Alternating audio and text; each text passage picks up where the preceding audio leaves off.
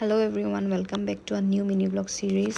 আৰু এয়া এয়াৰপৰ্টত কৰা অকমান কেঅটিক ট্ৰানজেকশ্যন দেখাই দিছোঁ আপোনালোকক মানে বিশেষকৈ আপোনাৰ পাৰ্টনাৰটো যেতিয়া কেমেৰা চাই হয় তেতিয়া মানে ইমান দিগদাৰ প্লাছ নিজৰ কিন্তু আছে চুলি হওক এংগল হওক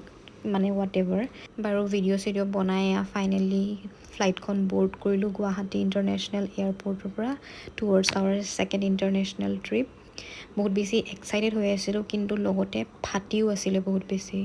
এফালে দেখিছেনে ৰাইজ ইমান ধুনীয়াকৈ শুই আছে আৰু মই গোটেই ৰাতি শুব পৰা নাই আমাৰ ফ্লাইট ৰাতি আছিলে স্পেচিয়েলি এয়াৰ ইণ্ডিয়া ইনচিডেণ্টটো হোৱাৰ পাছত মানে মই অকণমানো হোৱা নাই অকল ভগৱানকে মাতি আছোঁ ফাইনেলি নোহোৱা নেমেলাকৈ লেণ্ড কৰিলোঁ লেণ্ড কৰি পেলাই মোৰ উশাহটো ঘূৰি আহিছে তাৰপিছত এয়া মোৰ লেকচাৰ আৰম্ভ আৰু এতিয়া মানে মনত আছে যে বাচিলোঁ দে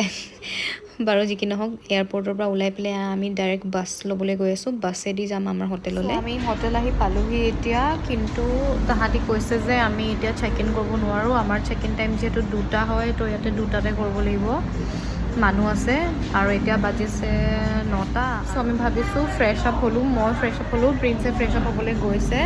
ফ্ৰেছ আপ হৈ পেলাই এতিয়া আমি ভাবিছোঁ আমি কিবা এটা বাহিৰতে খাই লওঁ ব্ৰেকফাষ্ট যিহেতু আমি একো নাখালোঁ এয়াৰপৰ্টতো আমি একো খোৱা নহ'ল তাৰপিছত আৰু চেক ইন কৰিম আৰু তাৰপিছতহে মানে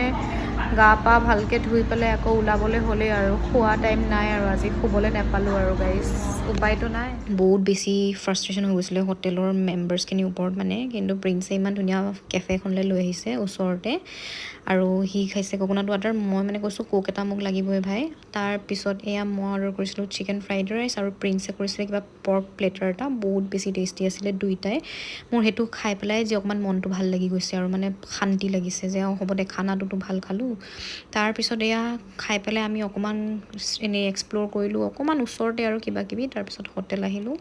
হোটেলৰ ৰুমকেইটা বহুত ভাল লাগিছে হোটেল সোমাই মোৰ মনটো ভালে লাগিছে বাথৰুমটো বহুত স্পেচিয়াছ আছিলে আৰু চবফালে আইনা আছে যোনটো এজনী ছোৱালীৰ কাৰণে ফেভৰেট বস্তু আৰু প্ৰিন্সে বাথৰুমটো চাই আছে ভাল নে বেয়া বাথৰুম ইম্পৰ্টেণ্ট গাইজ হোটেলত আৰু বিচনা বাথৰুম স্পেচিয়েলি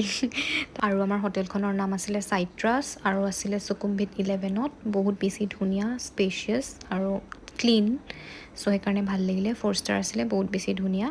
তাৰপিছতনো কি আৰু এতিয়া গৈ আছোঁ ফ্ৰেছ হ'বলৈ আকৌ যিহেতু ওলাই যাবলৈ হ'লেই নেক্সট মিনি ব্লগটো চাই থাকিব টিল দেন বাই